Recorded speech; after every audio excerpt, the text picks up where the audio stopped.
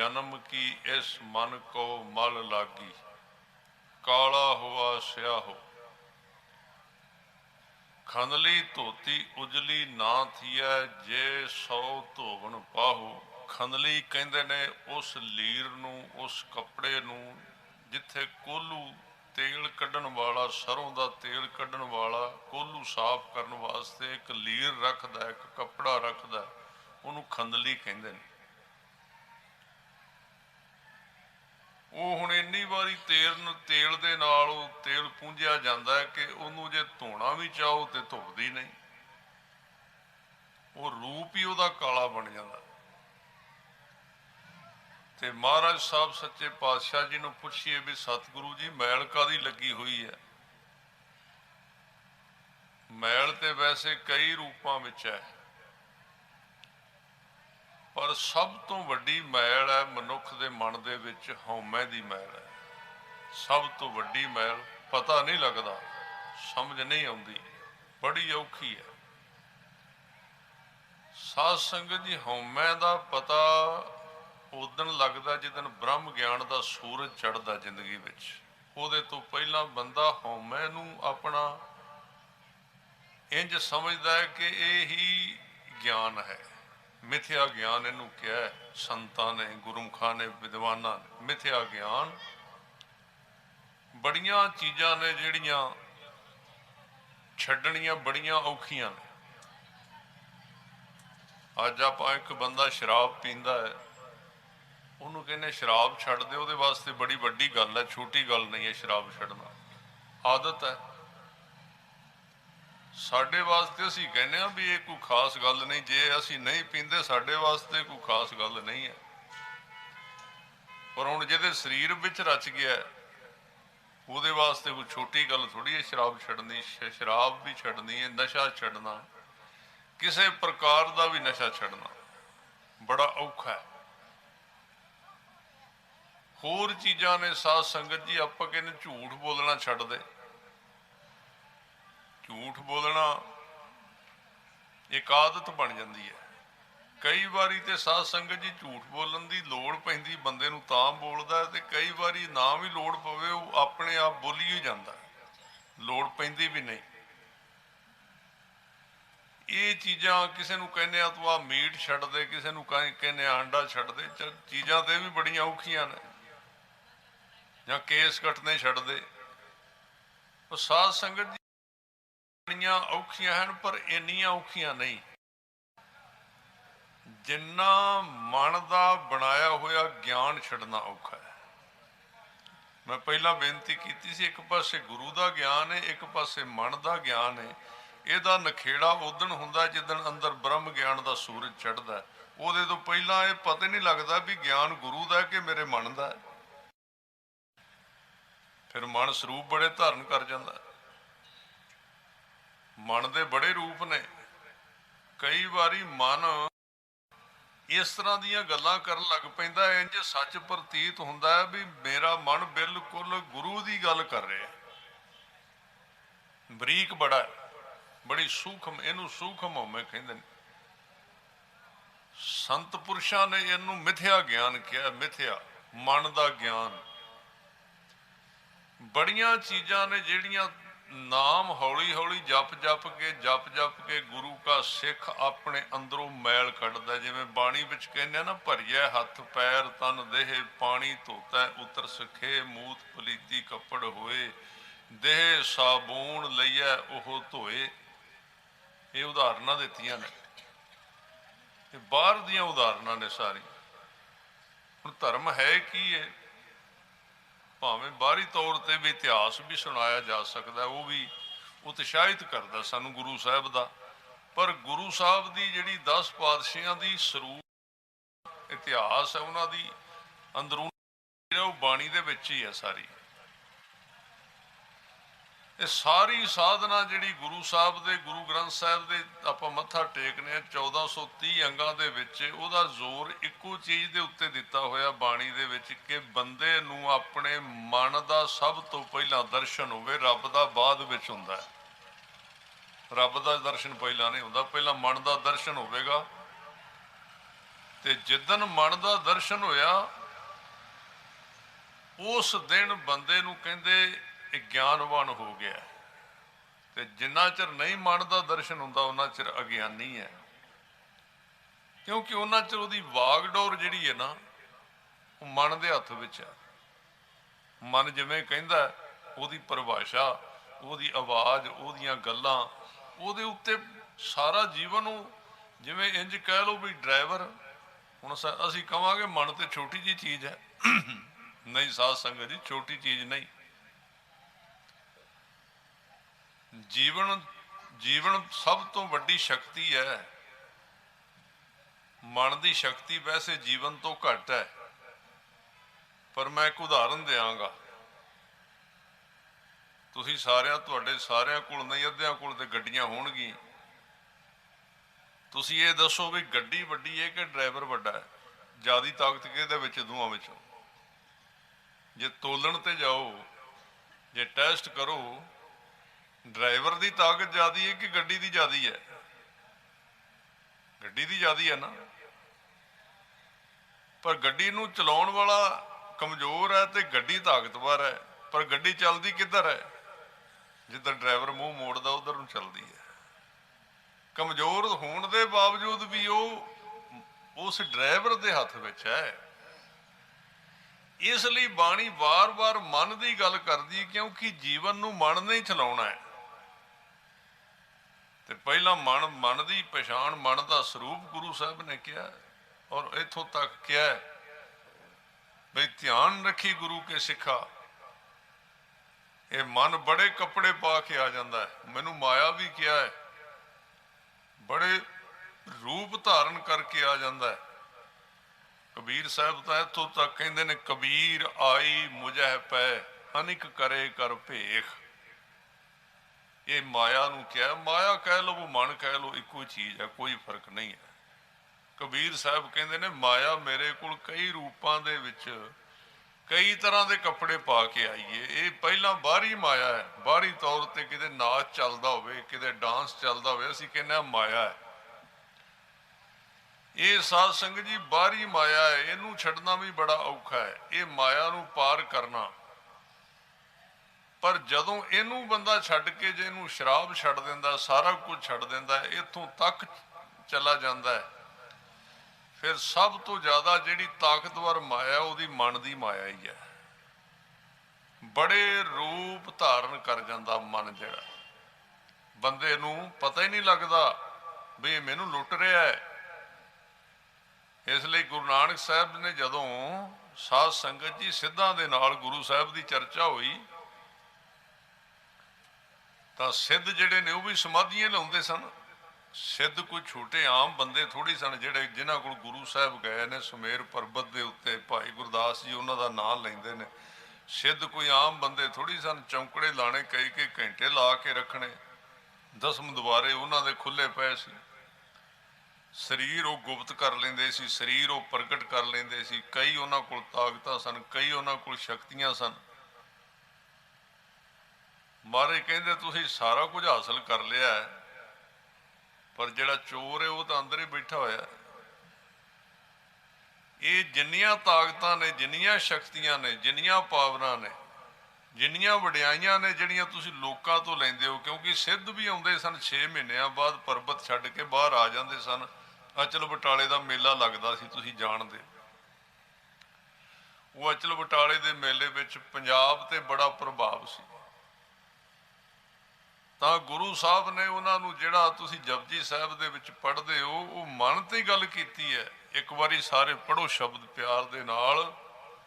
ਮਨ ਜੀਤੈ ਜਗ ਜੀਤ, ਮਨ ਜੀਤੈ ਜਗ ਜੀਤ, ਮਨ ਜੀਤੈ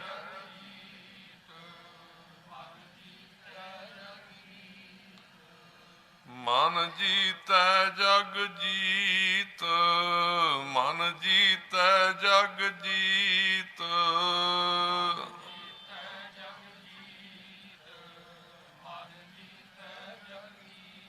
ਕਹਿੰਦੇ ਜਗਤ ਨੂੰ ਆਪਣੇ ਆਪ ਹੀ ਤੂੰ ਜਿੱਤ ਲੈਣਾ ਹੈ, ਸਾਰਾ ਸਰੀਰ ਵੀ ਆਪੇ ਜਿੱਤਿਆ ਜਾਣਾ ਹੈ, ਤੇ ਜਿਹੜਾ ਤੇਰੇ ਸਰੀਰ ਦੇ ਵਿੱਚ ਨਾਮ ਦਾ ਖਜ਼ਾਨਾ ਹੈ, ਉਹਦਾ ਵੀ ਤੂੰ ਉਸੇ ਵੇਲੇ ਮਾਲਕ ਬਣ ਜਾਣਾ ਹੈ, ਉਹ ਵੀ ਤੈਨੂੰ ਪ੍ਰਾਪਤ ਹੋ ਜਾਣਾ ਹੈ।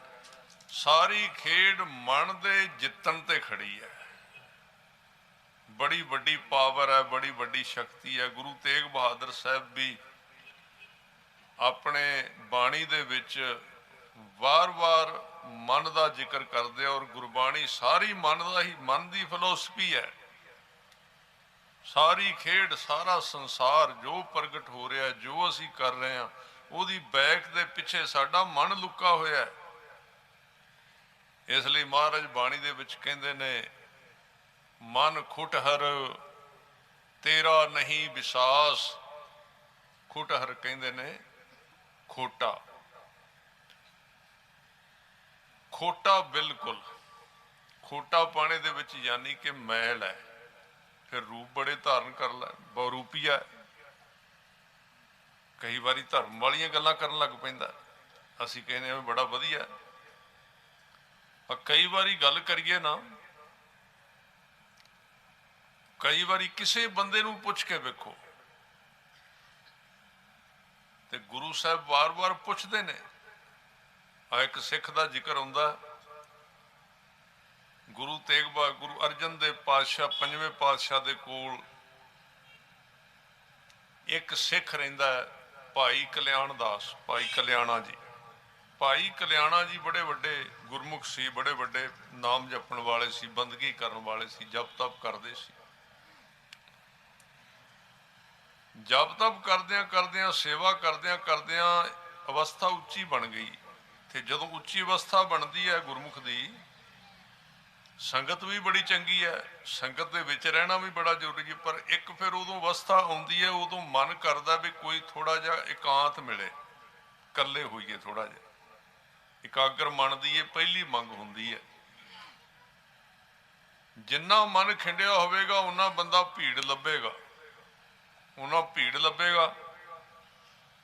ਤੇ ਗੁਰੂ ਅਰਜਨ ਦੇਵ ਪਾਤਸ਼ਾਹ, ਸੱਚੇ ਪਾਤਸ਼ਾਹ ਜੀ, ਉਹਦੇ ਜੀਵਨ ਨੂੰ ਵੇਖਦੇ ਨੇ। ਇਕੱਲੇ ਰਹਿਣਾ ਸਾਧ ਸੰਗਤ ਜੀ, ਦੋ ਹੀ ਕਹਿੰਦੇ, ਇਕੱਲੇ ਦੋ ਹੀ ਸ਼ਖਸੀਅਤਾਂ ਰਹਿ ਸਕਦੀਆਂ, ਇੱਕ ਸ਼ੇਰ ਇਕੱਲਾ ਰਹਿ ਸਕਦਾ ਤੇ ਇੱਕ ਸਾਧ ਇਕੱਲਾ ਰਹਿ ਸਕਦਾ। ਇਕੱਲਾ ਰਹਿਣਾ ਕੋਈ ਸੌਖਾ ਨਹੀਂ, ਕਿਉਂਕਿ ਇਕੱਲੇ ਹੁੰਦਿਆਂ ਹੀ ਮਨ ਦੀ ਦੁਨੀਆ ਖੁੱਲ ਜਾਂਦੀ ਹੈ, ਤੇ ਮਨ ਦੇ ਵਿੱਚੋਂ ਉੱਠੇ ਹੋਏ ਖਿਆਲ ਤੰਗ ਕਰਦੇ ਨੇ ਬੰਦੇ ਨੂੰ। ਇਸ ਕਰਕੇ ਉਹ ਆਲੇ ਦੁਆਲੇ ਕੁਝ ਨਾ ਕੁਝ ਖਿਲਾਰ ਕੇ ਰੱਖਦਾ ਆਪਣੇ, ਵੀ ਉਹ ਅੰਦਰਲੀ ਆਵਾਜ਼ ਦੱਬੀ ਰਹੇ। ਤਾਂ ਉਹ ਜਿਹੜਾ ਭਾਈ ਕਲਿਆਣਾ ਸੀ ਸਾਧ ਸੰਗਤ ਜੀ, ਉਹਦੇ ਅੰਦਰ ਗੁਰੂ ਦੀ ਕਿਰਪਾ ਵਰਤ ਗਈ, ਗੁਰੂ ਕਾ ਸ਼ਬਦ ਟਿਕ ਗਿਆ, ਗੁਰੂ ਕੀ ਬਾਣੀ ਦਾ ਵਾਸਾ ਹੋ ਗਿਆ, ਰਸ ਆਉਣ ਲੱਗ ਪਿਆ, ਆਨੰਦ ਆਉਣ ਲੱਗ ਪਿਆ। ਕਿਉਂਕਿ ਨਾਮ ਜਪਦਿਆਂ ਜਪਦਿਆਂ ਹੌਲੀ ਹੌਲੀ ਆਨੰਦ ਆਉਣ ਲੱਗ ਪੈਂਦਾ, ਅੰਦਰ ਟਿਕਾਅ ਬਣ ਜਾਂਦਾ। ਗੁਰੂ ਸਾਹਿਬ ਨੇ ਵੇਖ ਲਿਆ ਵੀ ਭਾਈ ਕਲਿਆਣਾ ਕਦੀ ਕਦੀ ਕਿਸੇ ਪਾਸੇ ਸਾਈਡ ਤੇ ਜਾ ਕੇ ਇਕੱਲਾ ਬਹਿੰਦਾ, ਜਿੱਥੇ ਕਿਸੇ ਦੀ ਆਵਾਜ਼ ਨਾ ਆਵੇ। ਸਤਿਗੁਰੂ ਨੇ ਆਪਣੇ ਸਿੱਖ ਦੀ ਲੋੜ ਵੇਖ ਲਈ ਕਿ ਇਹਦੀ ਹੁਣ ਲੋੜ ਕੀ ਹੈ। ਜਿਵੇਂ ਜਿਵੇਂ ਦੀ ਅਵਸਥਾ ਬਣਦੀ ਹੈ ਸਿੱਖ ਦੀ, ਸੱਚੇ ਪਾਤਸ਼ਾਹ ਜੀ ਉਵੇਂ ਉਵੇਂ ਦਾ ਸਿੱਖ ਨੂੰ ਉਸੇ ਉਸੇ ਥਾਂ ਤੇ ਹੀ, ਉਸੇ ਥਾਂ ਤੇ ਉਹਦੀ ਡਿਊਟੀ ਲਾ ਦਿੰਦੇ। ਇੱਕ ਦਿਨ ਬੁਲਾਇਆ, ਕਹਿੰਦੇ ਭਾਈ ਕਲਿਆਣਿਆ, ਤੇਰੀ ਹੁਣ ਜਿਹੜੀ ਅਵਸਥਾ ਹੈ ਮਨ ਦੀ, ਉਹ ਇਕਾਗਰਤਾ ਦੀ, ਇਕੱਲੇ ਰਹਿਣ ਦੀ। ਕਹਿੰਦੇ ਮਹਾਰਾਜ ਆਪ ਜੀ ਨੇ ਠੀਕ ਬੁੱਝਿਆ। ਮੈਨੂੰ ਜਦੋਂ ਕੋਈ ਬੰਦਾ ਗੱਲਾਂ ਬਾਤਾਂ ਕਰਦਾ ਹੈ ਨਾ, ਤੇ ਮੇਰਾ ਮਨ ਜਿਹੜਾ ਬਹੁਤ, ਉਹਦੇ ਵਿੱਚੋਂ ਬੇਰਸੀ ਪੈਦਾ ਹੁੰਦੀ ਹੈ, ਬੋਲਣਾ ਚੰਗਾ ਨਹੀਂ ਲੱਗਦਾ। ਨਾਮ ਦੀ ਦਾਤ ਐਸੀ ਚੀਜ਼ ਹੈ, ਨਾਮ ਕੋਈ ਕੱਲੀਆਂ ਗੱਲਾਂ ਬਾਤਾਂ ਨਹੀਂ। ਨਾਮ ਇੱਕ ਇਸ ਤਰ੍ਹਾਂ ਦੀ ਹੈ ਜਿਹਨੂੰ ਬਾਣੀ ਵਿੱਚ ਕਿਹਾ ਗਿਆ ਹੈ ਵੀ ਜਿਵੇਂ ਇੱਕ ਕੋਈ ਗੁੰਗੇ ਬੰਦੇ ਨੇ ਗੁੜ ਖਾਧਾ ਹੋਵੇ ਤੇ ਉਹਨੂੰ ਪੁੱਛੋ ਤੇ ਉਹਦਾ ਜਵਾਬ ਕੋਈ ਨਹੀਂ ਦੇ ਸਕਦਾ, ਇੰਨਾ ਰਸ ਹੈ ਉਹਦੇ ਵਿੱਚ, ਇੰਨੀ ਮਿਠਾਸ ਹੈ।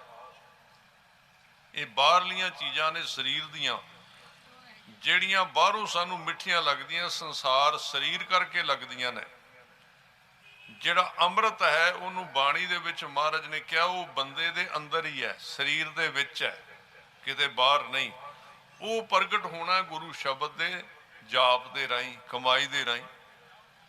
ਜਿੱਦਣ ਉਹ ਪ੍ਰਗਟ ਹੋ ਗਿਆ उदन फिर गरीब नवाज कहते ऐसा नाम रतन निर्मोलक पुन पदार्थ पाया, अनक जतन कर हिरदय राखिया रतन न छपै छपाया, हर गुण कहते कह न जाई जैसे गूंगे की मठियाई, रसना रमत जुबान भी स्वाद लेंदी उस नाम के रस का। फिर ये खाण पीण दीयां चीज़ां वल इन्ना ध्यान नहीं जाता, ठीक है लोड़ वास्ते बंदा खांदा है। रसना रमत सुनत सुख सरवणा, कन्ना दे विच जिन्नियां आवाज़ां बाहरों पैंदियां ने वो नाम का ही रूप धारण कर जांदियां ने, भावें किसी तरह की आवाज़ होवे, कोई गल्लां भी करे कुछ भी करे। रसना रमत सुनत सुख सरवणा, चित चेते सुख होई, कौ भीखण दोए नैन संतोखे जै देखा तै सोई। एक अवस्था बन जाती है। इस तरह नाम दे विच भी एक गूढ़पन है, अवस्था है। ये तो अज समा ही इस तरह का आ गया साध संगत जी कि ये चीज़ां घट गई साडे विच। एक नाम कमाई वाले साधु घट गए, एक साडी अपनी कमाई घट गई, जां असीं कल्ला जिन्ना को असीं करने आ ਉਹਦੀ ਜਿਹੜਾ वातावरण है वो ठीक नहीं। ਹੁਣ कई बारी कल भी रात एक थां ते बेनती की सी, कई बारी गुरमुख कहते ने, गुरसिख कहते, कोई नौजवान आके कहते बई कोई व्यवस्था नहीं बनती। मैं कहा भी व्यवस्था की गल ये होंदी है जिवें आपां फसल आई वारी बीजने आ, पर फसल जिहड़ी है कई बारी आपां कहने इस बारी पूरा झाड़ नहीं निकलिया। झाड़ क्यों नहीं निकलिया? मौसम ठीक नहीं सी। जदों मौसम ठीक ना होवे उदों झाड़ ठीक नहीं निकलता। जिहड़ा अज समा चल रहा दुनिया दे विच, जिवें दा साडा जीवन है, जिवें दा साडा कुदरती रहन सहन इस तरह का बन गया, खान पीन इस तरह का, साडा वेखना इस तरह का है, इनू परहेज कहते हैं। इन्हां चीज़ों ते भी नाम डिपेंड करता है। मैं तो कई बारी सोचना पहला इन्ने समागम ते इन्ने जाप नहीं सी हुंदे जिन्ने हुण हुंदे ने। थोड़े जाप हुंदे सी पहला, पर सिखां नूं रंग बड़ा लगदा सी। क्यों? वो रहन सहन ही इस तरह का सी, घट बोलना, भज दौड़ घट सी, साधन इस तरह के सन। हुण तुसीं दूर ना जाओ, आ मोबाइल मेरे कोल भी है तो तुहाडे भी सारिਆਂ कोल होना ही है। अपने कोल सारिਆਂ कोल मोबाइल है ना, ते हुण तां नैट वाले ने सारिਆਂ कोल जिन्हां ते नैट चलदा। इनू तुसीं खोलो, भावें गुरबाणी सुनने वास्ते, भावें गुरसिख कहंदे भी बाणी सुनने, चलो बाणी भी हुंदी है, इहदे विच चंगीआं चीज़ां भी हुंदियां ने, पर इहदा साध संगत जी भरोसा ही नहीं। तुसीं दब्बो कुछ ते आ कुछ अगे जाए। एक बारी तुसीं वेख लिया, तुहाडा घंटा मन नहीं टिकदा। जे एक बारी गलत वेख्या गया, मन ने टिकना नहीं घंटा पूरा। भावें किन्ना तुसीं कहो जी मैं की करना, पासे करता, उस वेले जो मर्जी कर लो, पै गया ना असर मन दे उत्ते। ते साध संगत जी मन इस तरह की चीज़ है, माड़ी चीज़ नूं जल्दी फड़दा, चंगी ते टाइम लगदा। माड़ी चीज़ जल्दी फड़दा। मैनू एक गल चेते आ गई। संत बाबा हरनाम सिंह जी होए ने रामपुर खेड़े वाले, कई गुरमुखा ने उन्हों का नाम सुनिया होना। बड़ी बंदगी वाले, बड़ी कमाई वाले। वो पहला साध संगत जी वाही खेती करते सी, ते हुण जिथे डेरा बनिया हुआ ना रामपुर खेड़ा, बाबा सेवा सिंह उत्थे दे मुख सेवादार ने। इत्थे पहला थे हुंदी सी, थे एक जंगल जिहा हुंदा सी, ते इहदे नेड़ियों भी कोई लंघदा नहीं सी हुंदा। डरदे सी लोग भी इत्थे कोई दैंत रहिंदा है। हुण साधुआं दा काम ही हुंदा, हुण साधुआं दी दुनिया ही होर हुंदी है। अज दे साडे कोल साधु भी बड़े घट गए ना। अज साधु क्यों घट गए? ਅੱਜ ਸਾਡੇ ਸਿੱਖ ਪੰਡਤਾਂ ਕੋਲ ਕਿਉਂ ਜਾਂਦੇ ਨੇ? ਅੱਜ ਸਾਡੇ ਲੋਕ ਪੰਡਤਾਂ ਕੋਲ, ਤਾਂਤਰਿਕਾਂ ਦੇ ਕੋਲ, ਦੂਜਿਆਂ ਦੇ ਕੋਲ, ਮੁਸਲਮਾਨਾਂ ਦੇ ਕੋਲ, ਇਲਮ ਵਾਲਿਆਂ ਦੇ ਕੋਲ ਕਿਉਂ ਜਾਂਦੇ ਨੇ? ਕਮਾਈ ਵਾਲੇ ਸਾਡੇ ਸਾਧੂ ਨਹੀਂ ਰਹੇ, ਬਹੁਤ ਘੱਟ ਨੇ, ਕਿਉਂਕਿ ਉਹ ਕੰਮ ਕਰਨ ਤੇ ਤਾਂ ਕੰਮ ਰੁਕੇ ਨਾ। ਆਮ ਬੰਦਾ ਕੀ ਕਰੇ? ਆਮ ਸਿੱਖ ਕੀ ਕਰੇ? ਉਹ ਕਮਾਈਆਂ ਵਾਲੇ ਸਾਧੂ ਹੁੰਦੇ ਸੀ, ਉਹ ਉੱਥੇ ਜਾ ਕੇ ਉਹਨਾਂ ਨੇ ਡੇਰਾ ਲਾ ਲਿਆ, ਉੱਥੇ ਥੇ ਦੇ ਉੱਤੇ ਰਹਿਣ ਲੱਗ ਪਏ। ਹੌਲੀ ਹੌਲੀ ਸੰਗਤ ਆਉਣ ਲੱਗ ਪਈ, ਦੀਵਾਨ ਸਜਣ ਲੱਗ ਗਿਆ। ਚਲੋ ਗੱਲ ਮੁੱਕਦੀ ਕਰਾਂ ਵੀ ਮਨ ਮਾੜੀ ਚੀਜ਼ ਨੂੰ ਜਲਦੀ ਫੜਦਾ ਹੈ। ਔਰ ਇਹ ਵੀ ਸਾਧ ਸੰਗਤ ਜੀ ਖਿਆਲ ਰੱਖਿਓ, ਹਮੇਸ਼ਾ ਚੋਰੀ ਸੋਨੇ ਦੀ ਹੁੰਦੀ ਹੈ, ਮਿੱਟੀ ਦੀ ਕਦੀ ਨਹੀਂ ਹੁੰਦੀ।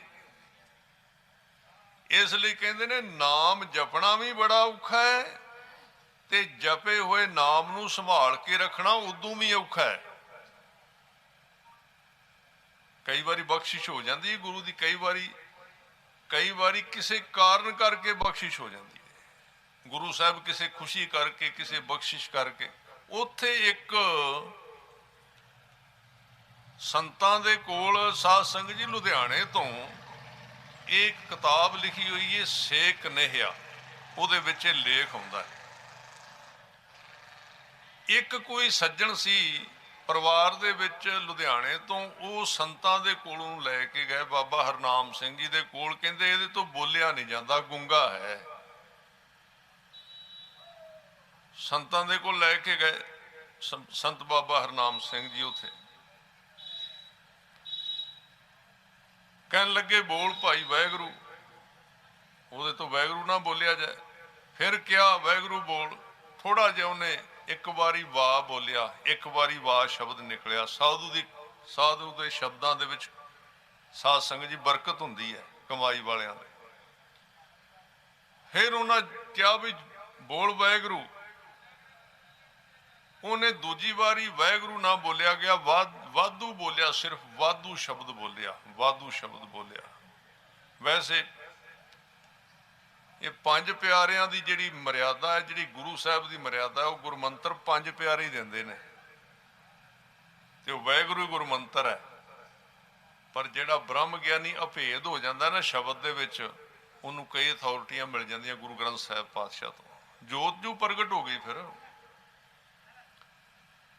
ਜਿੱਥੇ ਭਾਵੇਂ ਫਿਰ ਵੀ ਉਹ ਹੁਕਮ ਵਿੱਚ ਹੀ ਰਹਿੰਦੇ ਨੇ, ਪੰਜਾਂ ਦੇ ਥੱਲੇ ਰਹਿੰਦੇ ਨੇ, ਪੰਜਾਂ ਦਾ ਸਤਿਕਾਰ ਹੀ ਕਰਦੇ ਨੇ।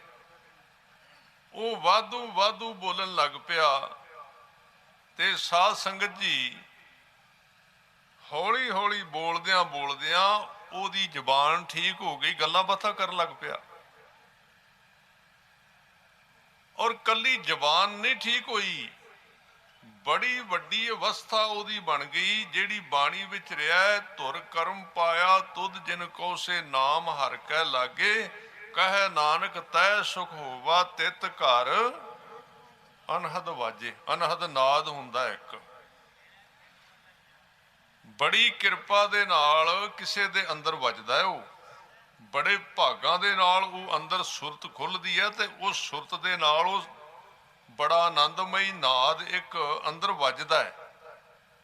ਉਹ ਵੱਜਣ ਲੱਗ ਪਿਆ ਉਸ ਬੰਦੇ ਦੇ ਅੰਦਰ ਜਿਹਨੂੰ ਬੋਲਣਾ ਵੀ ਨਹੀਂ ਸੀ ਆਉਂਦਾ। ਧਿਆਨ ਦਿਓ, ਗੱਲ ਬੜੀ ਸੁਣਨ ਵਾਲੀ ਹੈ। ਕਿਰਪਾ ਹੁੰਦੀ, ਪਰ ਇੱਕ ਯਾਦ ਰੱਖਿਓ, ਕਿਰਪਾ ਹੋ ਜਾਏ ਤੇ ਕਿਰਪਾ ਨੂੰ ਤਾਂ ਹੀ ਤੇ ਅਰਦਾਸ ਦੋਵੇਂ ਟਾਈਮ। ਮਾਰੇ ਕਹਿੰਦੇ ਨਿਤਨੇਮ ਜਿੰਨਾ ਮਰਜ਼ੀ ਕਰ, ਜਿੰਨਾ ਵੱਧ ਕਰੇ ਘੱਟ ਕਰੇ ਤੇਰੀ ਮਰਜ਼ੀ, ਪਰ ਅਰਦਾਸ ਤੇ ਸ਼ੁਕਰਾਨਾ ਜ਼ਰੂਰ ਕਰੀ। ਕਿਉਂਕਿ ਮਾਣ ਜਿਹੜਾ ਹੈ ਇਹ ਚੀਜ਼ ਦੇ ਵਿੱਚ ਬਿਲਕੁਲ ਸਭ ਤੋਂ ਜ਼ਿਆਦਾ ਨੁਕਸਾਨ ਕਰਦਾ ਧਰਮ ਦੇ ਮਾਰਗ ਦੇ ਉੱਤੇ। ਮਾਇਆ ਇਹਨਾਂ ਨੁਕਸਾਨ ਨਹੀਂ ਕਰਦੀ, ਮਾਣ ਜ਼ਿਆਦਾ ਕਰਦਾ। ਕਬੀਰ ਮਾਇਆ ਤਜੀ ਤੋਂ ਕਿਆ ਭਇਆ, ਜੋ ਮਾਣ ਤਜਿਆ ਨਹੀਂ ਜਾਏ, ਮਾਣ ਮੁਨੀ ਮੁਨਵਰ ਗਲੇ, ਮਾਣ ਸਭੈ ਕੋ ਖਾਏ।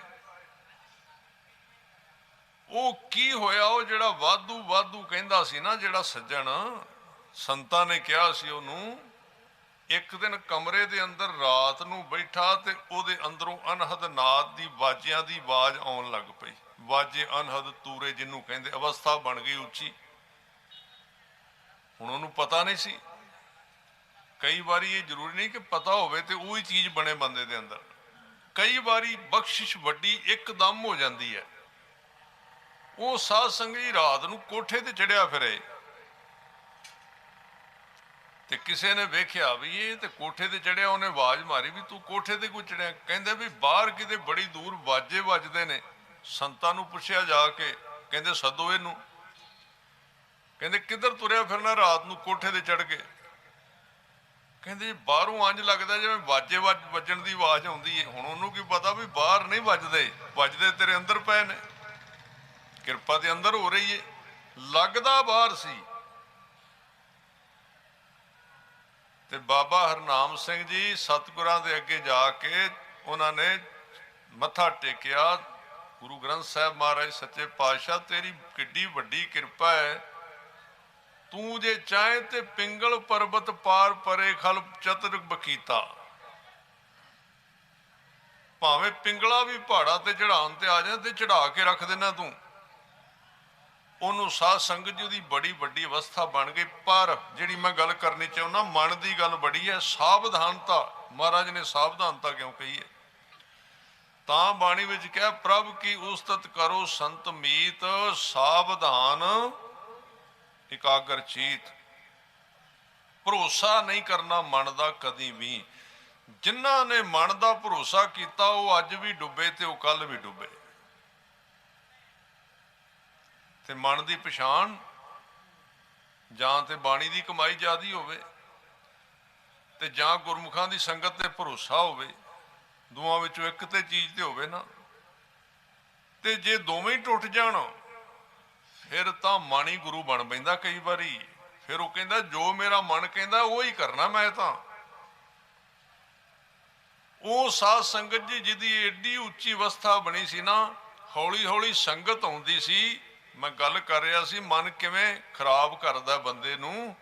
ਸੰਗਤ ਆਉਂਦੀ ਸੀ ਨੇੜੇ ਨੇੜੇ ਪਿੰਡਾਂ ਤੋਂ, ਡੇਰਿਆਂ ਤੋਂ। ਇੱਕ ਥੋੜੀ ਜਿਹੀ ਨੇੜੇ ਡੇਰਾ ਪੈਂਦਾ ਸੀ ਤੇ ਉਹ ਪਤਾ ਲੱਗ ਗਿਆ। ਹੁਣ ਜਦੋਂ ਕਿਸੇ ਦੀ ਅਵਸਥਾ ਬਣਦੀ ਸੰਗਤ ਦੇ ਵਿੱਚ ਪਤਾ ਤਾਂ ਲੱਗ ਹੀ ਜਾਂਦਾ ਹੈ। ਇਸ ਲਈ ਜਿਹੜੇ ਸਾਧੂ ਹੁੰਦੇ ਨੇ ਨਾ ਉਹ ਆਪਣੇ ਆਪ ਨੂੰ ਲੁਕਾ ਕੇ ਰੱਖਦੇ ਨੇ। ਆਮ ਗੱਲ ਹੋਵੇਗੀ ਨਾ ਇੰਨੀ ਜਲਦੀ ਪ੍ਰਗਟ ਨਹੀਂ ਕਰਨਗੇ। ਪ੍ਰਗਟ ਤਾਂ ਕਰਨਗੇ ਕਿਸੇ ਬੰਦੇ ਦੇ ਭਲੇ ਵਾਸਤੇ ਕਰਨਗੇ, ਵੀ ਇਹਦਾ ਭਰੋਸਾ ਵੱਜ ਜਾਏ ਤਾਂ ਪ੍ਰਗਟ ਕਰਨਗੇ ਕੋਈ ਗੱਲ।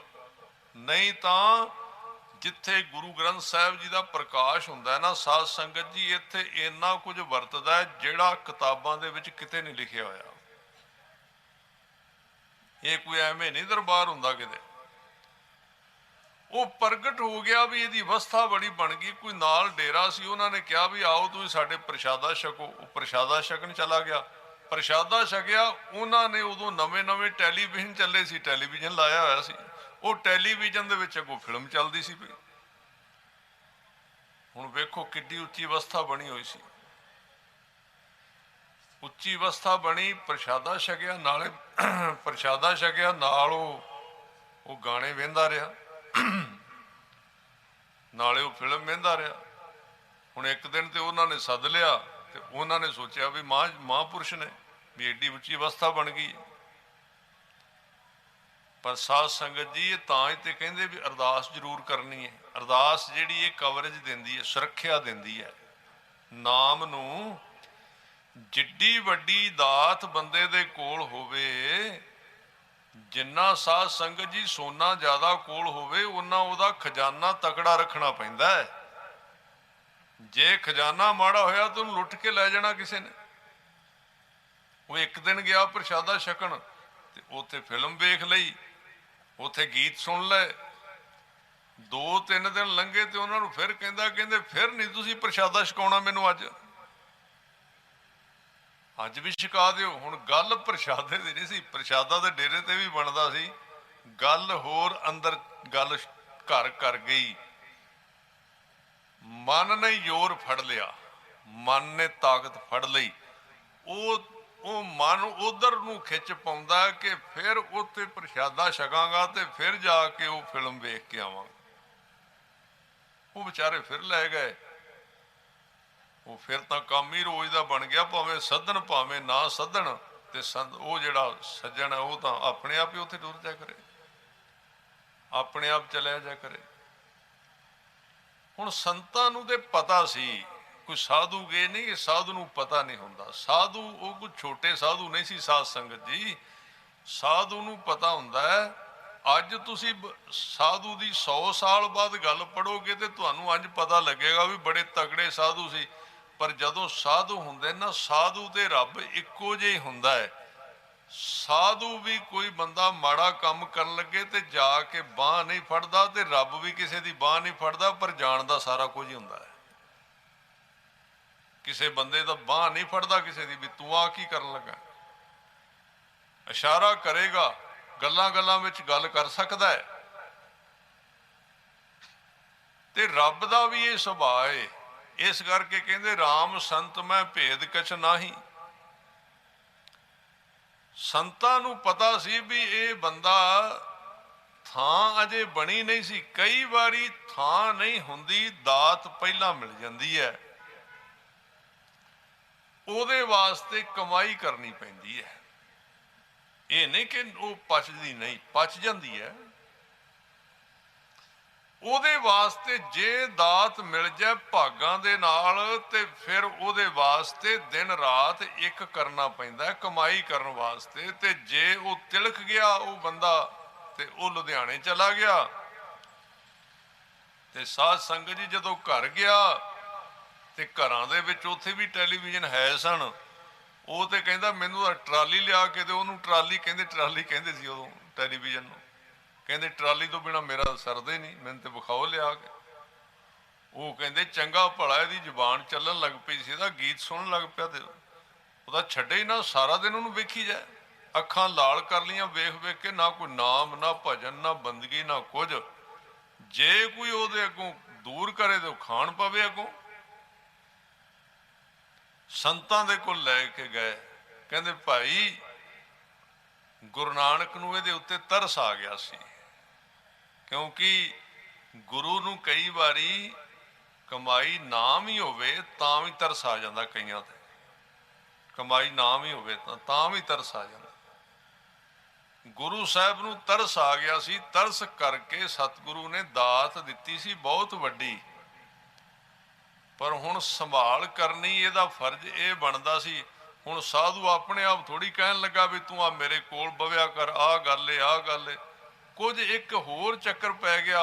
ਉਹਨੇ ਕਿਹਾ ਤੇ ਬਾਪੂ ਜਿਹੜਾ ਇੱਥੇ ਰਹਿੰਦਾ ਹੈ, ਬਾਬਾ ਹਰਨਾਮ ਸਿੰਘ ਜੀ ਕੁੜਤੀ ਪਾਉਂਦੇ ਸਿੱਧੀ ਜੀ, ਤੇ ਕਈ ਵਾਰੀ ਉਹ ਸੌਂਦੇ ਸੰਗਤ ਤੇ ਸਿੰਘਾਂ ਦੇ ਵਿੱਚ ਹੀ ਰਹਿੰਦੇ ਸੀ, ਖੁੱਲਾ ਡੁੱਲਾ ਬੋਲਦੇ ਸੀ। ਤੇ ਉਹਨੇ ਸੋਚਿਆ ਐਵੇਂ ਕੋਈ ਸਾਧ ਹੀ ਹੈ, ਸਾਧੂ ਦਾ ਪਤਾ ਕਿੱਥੇ ਲੱਗਦਾ, ਕੋਈ ਪਤਾ ਲੱਗਦਾ ਕੋਈ। ਆ ਤੁਸੀਂ ਹੁਣੇ ਸਾਖੀ ਸੁਣੀ, ਗੁਰੂ ਤੇਗ ਬਹਾਦਰ ਸਾਹਿਬ ਜੀ ਦਾ ਪਤਾ ਲੱਗਾ ਸੀ ਕਿਸੇ ਨੂੰ? ਕਿੰਨੇ ਲੋਕਾਂ ਨੂੰ ਪਤਾ, ਕੋਲ ਰਹੇ ਨਹੀਂ ਪਤਾ ਲੱਗਾ। ਤੇ ਫਿਰ ਬਾਬਾ ਹਰਨਾਮ ਸਿੰਘ ਜੀ ਨੇ ਕਿਹਾ ਦਾਤ ਮਿਲੀ ਸੀ ਵੱਡੀ, ਪਰ ਹੁਣ ਟਰਾਲੀ ਵਿੱਚ ਪੈ ਗਈ, ਹੁਣ ਜਾਹ ਭਾਈ ਉੱਥੇ ਵੇਖਿਆ ਕਰ ਜਾ ਕੇ। ਹੁਣ ਕਦੀ ਵਾਰੀ ਆਵੇਗੀ, ਫਿਰ ਪਰਤ ਕੇ ਟ੍ਰੇਨ ਨਿਕਲ ਗਈ ਇੱਕ ਟ੍ਰੇਨ ਨਿਕਲ ਗਈ। ਗੱਲ ਕੀ ਹੈ? ਗੱਲ ਇਹ ਹੈ ਕਿ ਸਿੱਖੀ ਹੀਰਾ ਬੜਾ ਵੱਡਾ ਹੈ, ਬਾਣੀ ਖਜ਼ਾਨਾ ਬੜਾ ਵੱਡਾ ਹੈ, ਪਰ ਖਜ਼ਾਨਾ ਕਾਇਮ ਰੱਖਣਾ ਇਹਦੇ ਵਾਸਤੇ।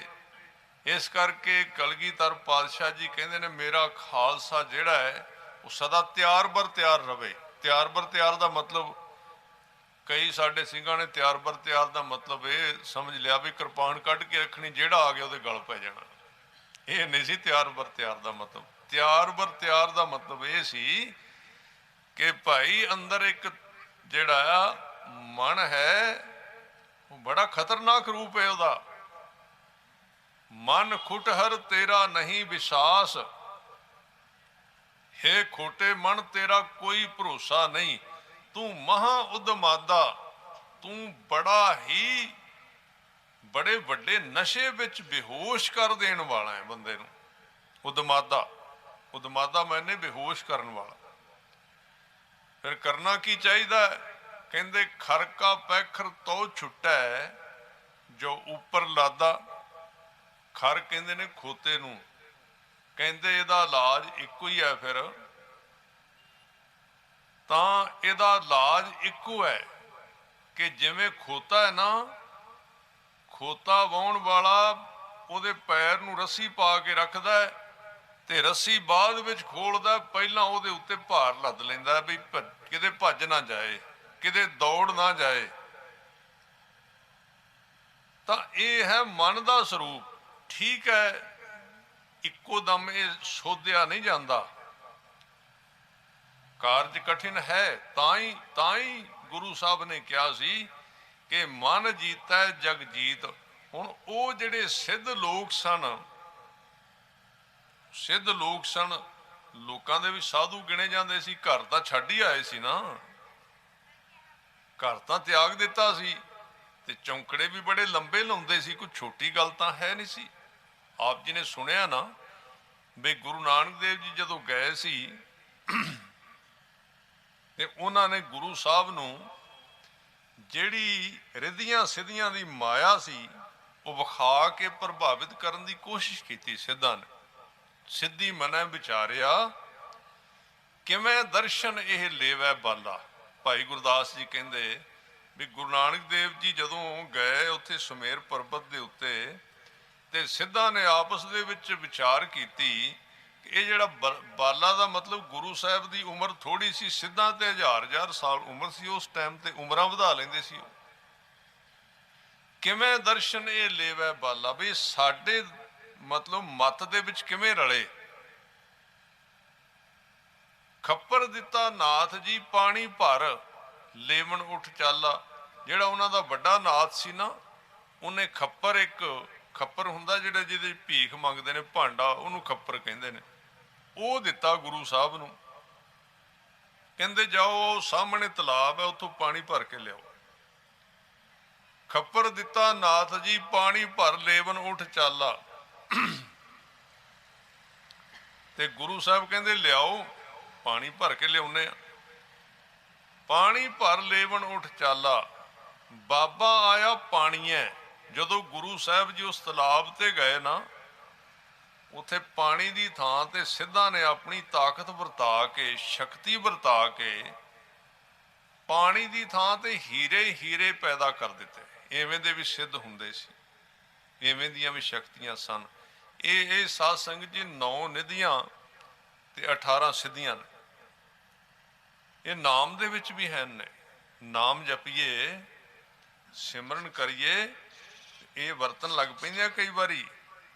ਪਰ ਇਹ ਜਿਹੜੇ ਸਤਪੁਰਸ਼ ਨੇ, ਜਿਹੜੇ ਸਾਧੂ ਪੁਰਸ਼ ਨੇ ਨਾ, ਉਹਨਾਂ ਦੀ ਜੇ ਸੰਗਤ ਕਰੀਏ ਤਾਂ ਫਿਰ ਉਹ ਸੁਚੇਤ ਕਰ ਦਿੰਦੇ ਵੀ ਹੁਣ ਧਿਆਨ ਰੱਖੀ।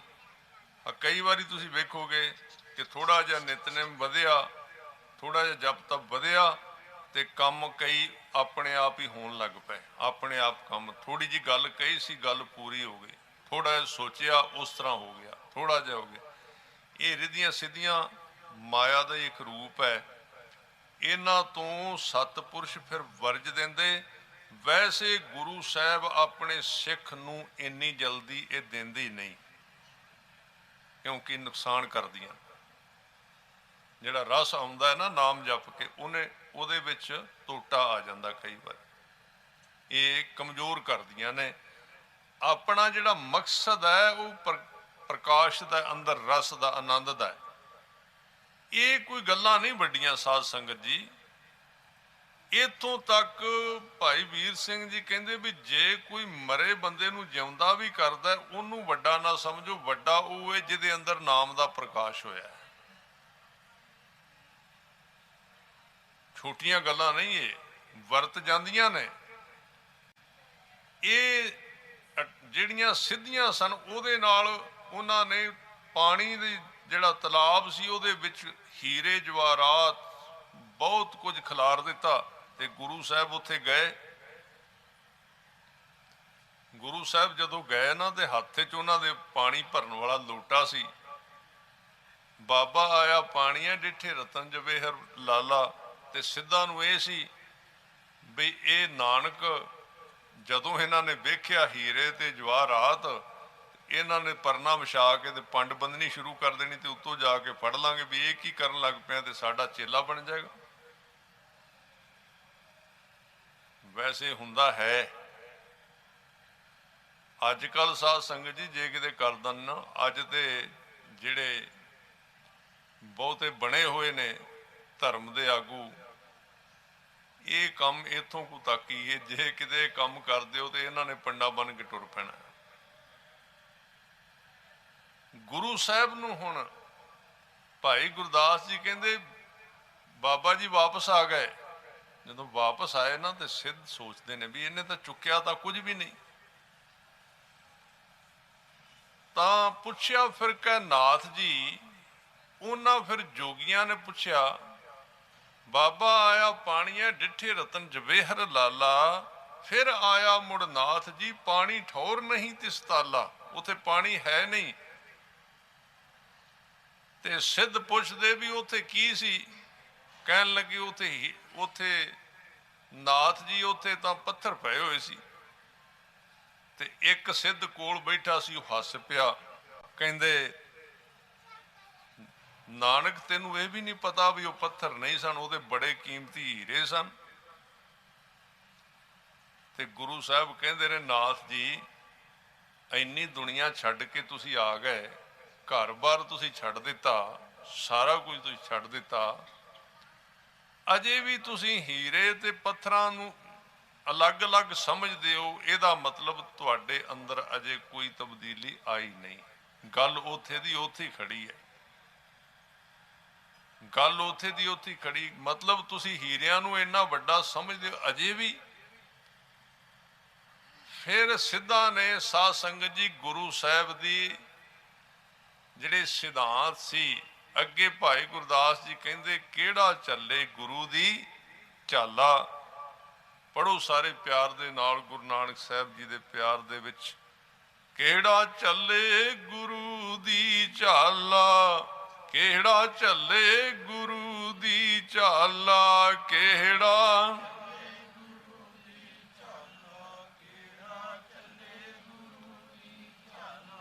ਕਿਹੜਾ ਚੱਲੇ ਗੁਰੂ ਦੀ ਝਾਲਾ, ਕਿਹੜਾ ਚੱਲੇ ਗੁਰੂ ਦੀ ਝਾਲਾ, ਕਿਹੜਾ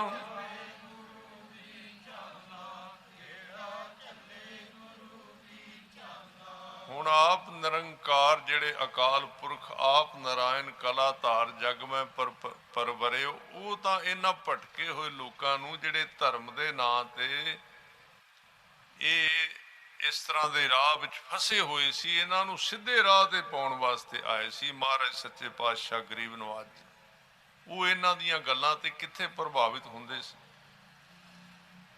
ਪਰ ਗੁਰੂ ਸਾਹਿਬ ਦਾ ਜਿਹੜਾ ਸਾਰੀ ਗੱਲ ਜਿਹੜੀ ਹੈ, ਜਿਹੜੀ ਮੈਂ ਤੁਹਾਡੇ ਨਾਲ ਸਾਂਝੀ ਕਰ ਰਿਹਾ ਸੀ, ਤੇ ਟਾਈਮ ਦਾ ਇੱਥੇ ਮੈਨੂੰ ਸਮਝ ਨਹੀਂ ਆ ਰਹੀ ਵੀ ਕਿੰਨਾ ਕੁ ਰਹਿ ਗਿਆ। 10 ਵੱਜਣ 15 ਮਿੰਟ ਰਹਿ ਗਏ। ਚਲੋ ਹੋਰ 10-15 ਮਿੰਟ ਆਪਾਂ ਜਿਹੜਾ ਗੁਰੂ ਕਾ ਜਸ ਕਰਨੇ ਆ, ਫਿਰ ਸਮਾਪਤੀ ਕਰਾਂਗੇ। ਤਾਂ ਜਿਹੜਾ ਮਤਲਬ ਕੀ ਹੈ ਕਿ ਬਾਣੀ ਦਾ, ਵੀ ਗੁਰੂ ਸਾਹਿਬ ਕਹਿੰਦੇ ਵੀ ਗੁਰੂ ਕੇ ਸਿੱਖਾ ਜੇ ਵੱਡੇ ਖਜ਼ਾਨੇ ਤੱਕ ਤੂੰ ਜਾਣਾ।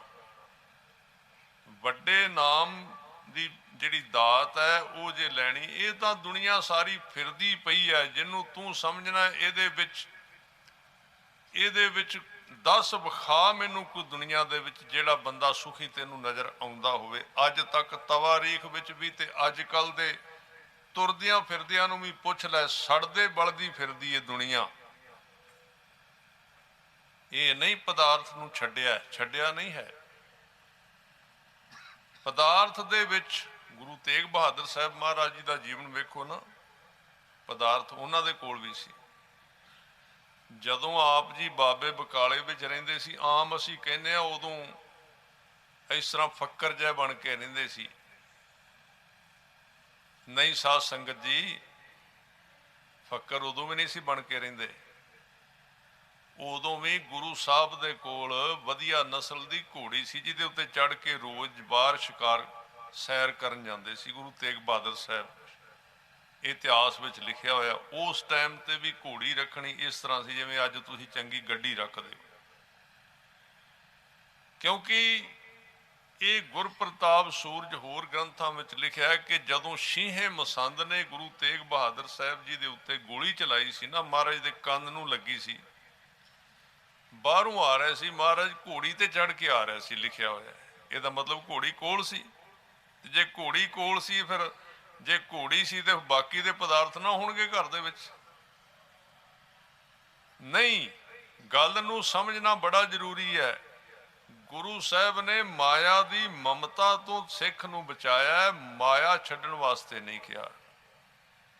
ਜੋ ਮਾਇਆ ਮਮਤਾ ਤਜੀ ਸਭ ਤੇ ਭਇਓ ਉਦਾਸ, ਕਉ ਨਾਨਕ ਤੇ ਮੁਕਤ ਨਰ ਤੇ ਨਰ ਮਾਥੈ ਭਾਗ। ਜੋ ਮਾਇਆ ਮਮਤਾ ਤਜੀ, ਇੱਥੇ ਇਹ ਨਹੀਂ ਕਿਹਾ ਮਾਇਆ ਤਜੀ, ਇੱਥੇ ਕਿਹਾ ਮਾਇਆ ਦੀ ਪਕੜ ਤਜੀ ਹੈ। ਮਾਇਆ ਦੇ ਨਾਲ ਸੰਬੰਧ ਕਿੰਨਾ ਕੁ ਰੱਖਦਾ। ਮਾਇਆ ਤੇ ਦੱਸੋ ਕਿਹੜਾ ਬੰਦਾ ਜਿਹੜਾ ਮਾਇਆ ਤੋਂ ਬਚਿਆ ਹੋਵੇਗਾ। ਐਵੇਂ ਕੋਈ ਕਹੀ ਜਾਵੇ ਮੈਂ ਮਾਇਆ ਨਹੀਂ ਰੱਖਦਾ ਜੀ।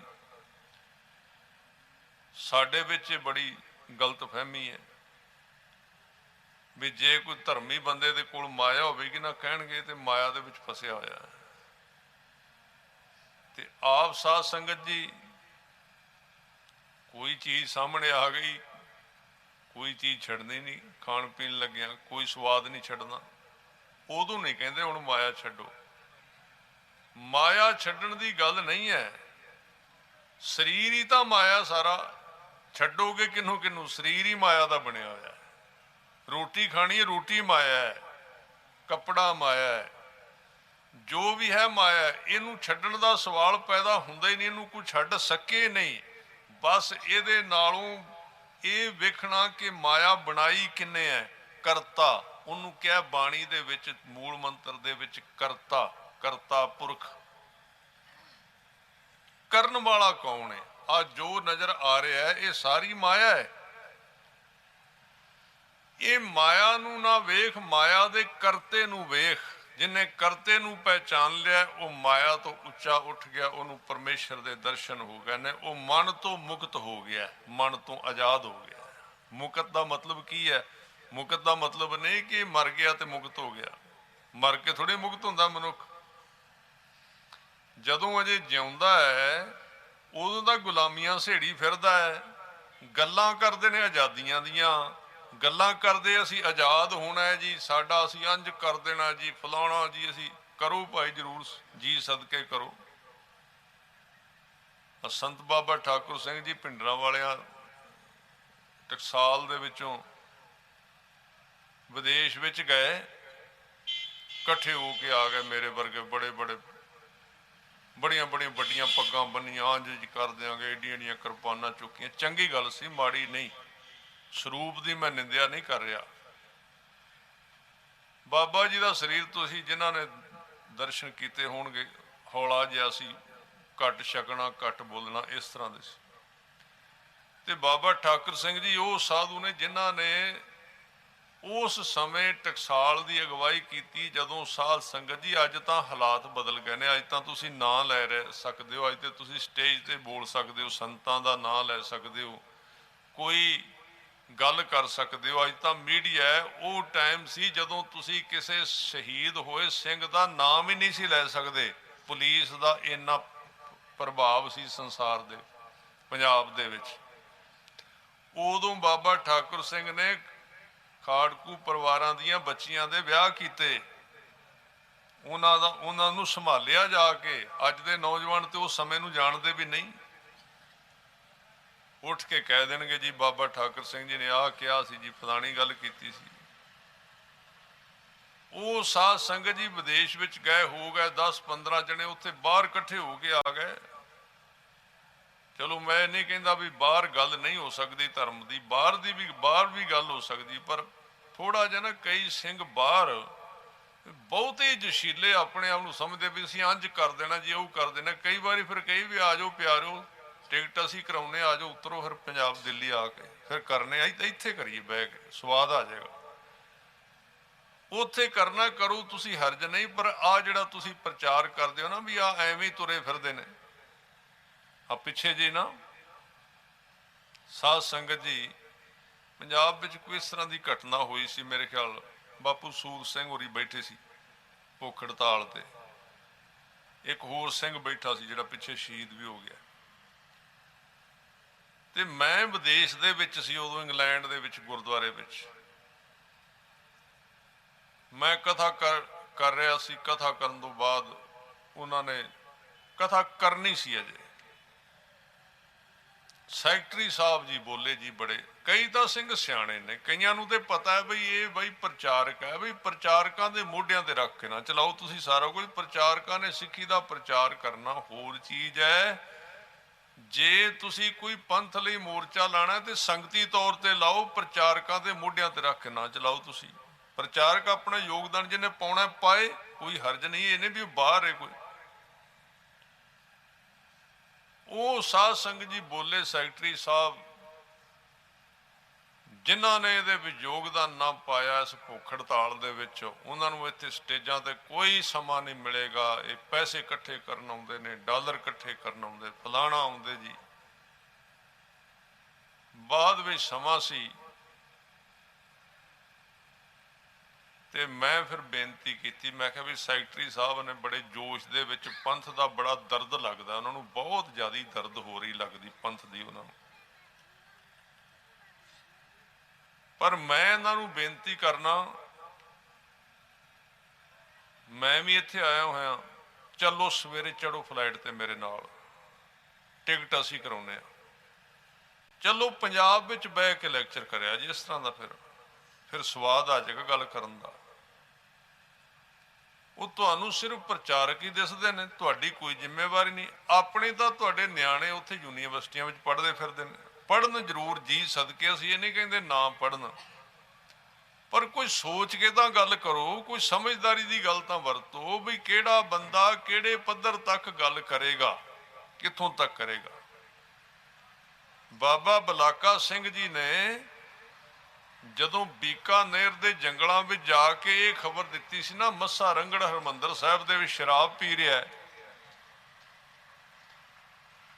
ਤਾਂ ਉਦੋਂ ਇਸ ਤਰ੍ਹਾਂ ਦੇ ਬਹੁਤੇ ਗਰਮ ਸਿੱਖਾਂ ਨੇ ਕਿਰਪਾਨਾਂ ਖਿੱਚ ਲਈਆਂ, ਕਹਿੰਦੇ ਤੂੰ ਮਰਿਆ ਕਿਉਂ ਨਹੀਂ ਉੱਥੇ ਇੰਨਾ ਕੁਝ ਵੇਖ ਕੇ।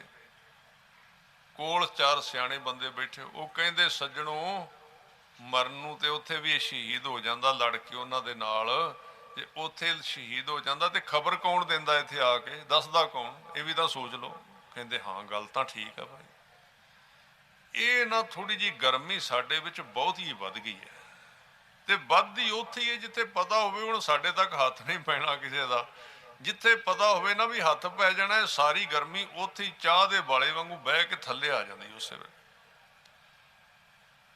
ਸੋ ਇਹ ਸਾਧ ਸੰਗਤ ਜੀ ਜਿਹੜੀ ਬੇਨਤੀ ਕਰ ਰਿਹਾ ਸੀ, ਵੀ ਬਾਬਾ ਠਾਕੁਰ ਸਿੰਘ ਜੀ ਦੇ ਕੋਲ ਆ ਕੇ ਇਕੱਠੇ ਹੋ ਕੇ ਕਹਿੰਦੇ ਕਰੋ ਜੀ ਗੱਲ, ਕੋਈ ਸਿੱਖ ਰਾਜ ਦੀ ਗੱਲ ਕਰੋ, ਫਲਾਣੀ ਕਰੋ। ਕਹਿੰਦੇ ਵੀ ਚਾਹੀਦਾ, ਵੀ ਕਿਹੜੀ ਕੌਮ ਜਿਹੜੀ ਕਹਿੰਦੀ ਰਾਜ ਨਹੀਂ ਚਾਹੀਦਾ।